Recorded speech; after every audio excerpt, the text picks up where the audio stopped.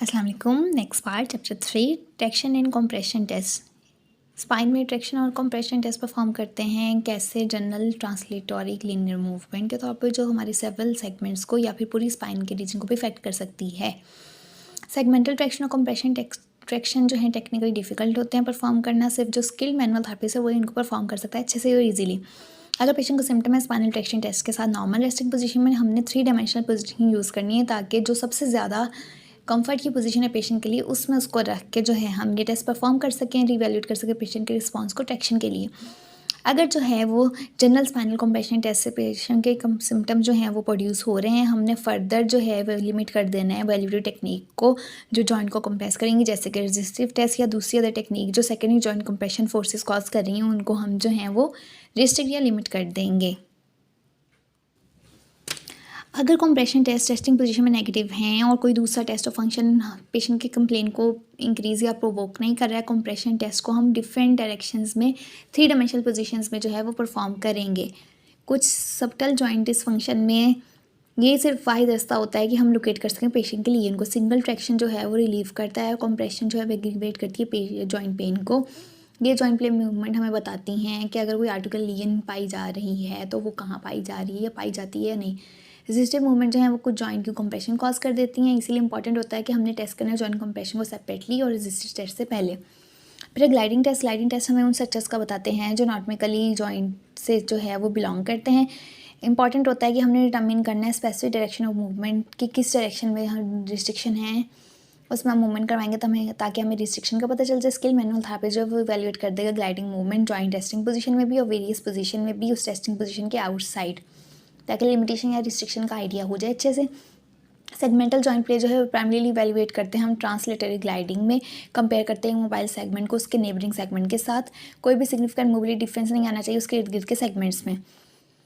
First exercise कैसे करेंगे, palpate करेंगे 2 वर्टिब्रा को, रैपिड ऑसिलेटरी मूवमेंट पैरेलल करवाएंगे ट्रीटमेंट प्लेन के इंटरवर्टेब्रल डिस्क जॉइंट के। अगर ऑसिलेटरी टेस्ट हमें बताता है रिस्ट्रिक्शन है या सिम्टम्स हैं, इसके बाद हमने स्लो और ज़्यादा थोड़ा असेसमेंट करनी है जॉइंट प्ले ग्लाइडिंग रेंज की। रेंट फील हमने करना है सारी डायरेक्शन में मैनुअल टेक्निक्स यूज़ करते हुए और इर्द गिर्द के एडजेसेंट सेगमेंट्स को स्टेबलाइज करना है।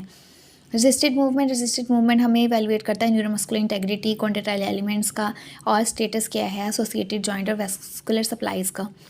हमें इवैल्यूएट करता है स्पाइनल मसल्स का स्टेटस भी, लेकिन डिफ़िकल्ट होता है कि हम जो है इंटरप्रेट कर सकें resistive test of spinal muscles 2 वजह से। पहली वजह क्या है, overlapping nerve supply spinal muscles में अलाउ नहीं करती कि हम सिंगल आइसोलेशन कर सके सिंगल मसल की उसकी स्ट्रेंथ टेस्टिंग के लिए और सिम्टम लोकलाइजेशन के लिए। दूसरी इसकी रीज़न ये है कि स्पाइनल मसल कॉन्ट्रैक्शन जो है प्रोड्यूस करती है कंप्रेशन अंडरलाइंग जॉइंट्स के, जो सिम्टोमेटिक हो सकता है। अंडरलाइंग जॉइंट्स को रूल आउट करने के लिए कि वहाँ से सिम्टम आ रहा है, इंपॉर्टेंट होता है कि हमने इन जॉइंट्स का स्टेटस असेस करना है। 3 जनरल मेथड होते हैं रेजिस्टिव टेस्ट परफॉर्म करने के, उसमें सबसे पहले है मैनुअल मसल टेस्टिंग मशीन्स के जरिए जैसे टेंशियोमीटर और वेरियस आइसोकाइनेटिक टेस्टिंग डिवाइसेस। और तीसरा मेथड होता है स्पाइनल स्पेसिफिक फंक्शनल मैन्यूअर का, जैसे पीएनएफ टेक्निक्स हो गई। जब भी टेस्ट करना स्पाइनल मसल परफॉर्मेंस को मैनुअल रेजिस्टेंस के साथ पोटेंशियल स्ट्रॉन्ग कॉन्ट्रैक्शन जो है वो ज़्यादा कंट्रोल होती हैं। अगर थेरेपिस्ट जो है वो फोर्स खुद इंड्यूस करेगा, पेशेंट अटैम्प्ट करेगा उसको होल्ड करने की, पेशेंट को हमने जो है इंस्ट्रक्शन देनी है कि मुझे मूव नहीं करने देना है, ये इंस्ट्रक्शन देनी है। और हमने जो है उस स्पाइनल सेगमेंट को जो भी हमारी डिजायर्ड डायरेक्शन में मूव करने की कोशिश करनी है, पेशेंट को कहना है होल्ड करके रखना है, इसको मुझे मूव नहीं करने देना है। फिर सीरियक साहब थे, उनके अकॉर्डिंग रेजिस्टिव टेस्ट मसल जो है वो एलिसिट करेगा मैक्सिमल कॉन्ट्रैक्शन, जबकि जॉइंट जो है उसको हम नियर मिड पोजीशन में हेल्ड करेंगे। पेन अगर अराइज हो रही है जॉइंट डिसफंक्शन के कॉज में, कंप्रेशन टेस्ट जो है वो परफॉर्म करने हैं रेजिस्टिव टेस्ट से पहले। कंप्रेशन टेस्ट को वो करें पेन को, रेजिस्टिव टेस्ट जो है वो लिमिटेड वैल्यू के होते हैं। सिरेविक्स ने इंटरप्रेट किए थे फॉलोइंग वेज में रेजिस्टिव टेस्ट को, क्या थे पेनफुल और स्ट्रॉन्ग है तो माइनर लीगन है मसल टेंडन की, painful weak major lesion muscle tendon की, पेनलेस वीक न्यूरॉलजिकल लीगन है, कंप्लीट रप्चर है मसल टेंडन का, painless and strong normal. Then is passive soft tissue movement, soft tissue examine करते हैं जैसे हम जॉइंट्स को करते हैं, पैसिव मूवमेंट यूज़ करते हैं ताकि असेस कर सकें उनकी क्वांटिटी ऑफ मूवमेंट और पेन को। 2 major type of passive soft tissue movements होती हैं, फिजियोलॉजिकल और एसेसरी। सबसे पहले फिजियोलॉजिकल मूवमेंट मसल लेंथ और एंड फील के लिए test of soft tissue muscle length और एंड फील जो परफॉर्म करते हैं, कैसे हम मूव करेंगे लिम्ब को या बोन को ताकि मसल अटैचमेंट जो है वो मैक्सिमली अपार्ट हो जाए, क्या होगा लेंथन हो जाएगा। नेसेसरी होता है कि हमने कंबाइंड मूवमेंट यूज़ करनी है ताकि हमें मैक्सिमल टिश्यू लेंथनिंग हो सके। एग्जामिन करेंगे इस लेंथनिंग एंड फील को। इंपॉर्टेंट होता है ताकि हमें पता चल सके, डिफरेंशिएट कर सके जॉइंट को किसी सॉफ्ट टिश्यू के डिसफंक्शन से, और साफ पता चल जाए वहाँ किस टाइप का सॉफ्ट टिश्यू डिसफंक्शन पाया जाता है। जैसे कि मसल स्पैज्म जो है उसका लेस फर्म एंड फील होगा देन मसल कॉन्टैक्ट है। मसल लेंथ टेस्टिंग जो है उसमें हमें नॉलेज होना चाहिए मसल फंक्शन के बारे में, अटैचमेंट, मसल रिलेशनशिप अपने जॉइंट के साथ जिसको वो क्रॉस कर रहा है, तो हम अच्छे से जो है इसकी इंटरप्रिटेशन कर सकेंगे। Then is assess soft tissue movement, examine करना हमने सॉफ्ट टिश्यू मूवमेंट को ताकि टेस्ट कर सकें इलास्टिसिटी, मोबिलिटी और सॉफ्ट टिश्यू के टेक्सचर को। Assess soft tissue movement perform नहीं कर सकते एक्टिवली, इसको हम पैसिवली मैनिपुलेट करते हैं सारे डायरेक्शंस में सॉफ्ट टिश्यूज़ को। स्किलफुल टेक्निक जो है वो हेल्प करेगी ताकि हमें पता चल जाए कहाँ पे जो है लोकलाइज चेंजेस हुए हैं हमारे सॉफ्ट टिश्यू टेक्सचर में, किस रीज़न से हो सकते हैं, स्कार टिश्यू एडिमा, एडियंस या मसल स्पैज्म।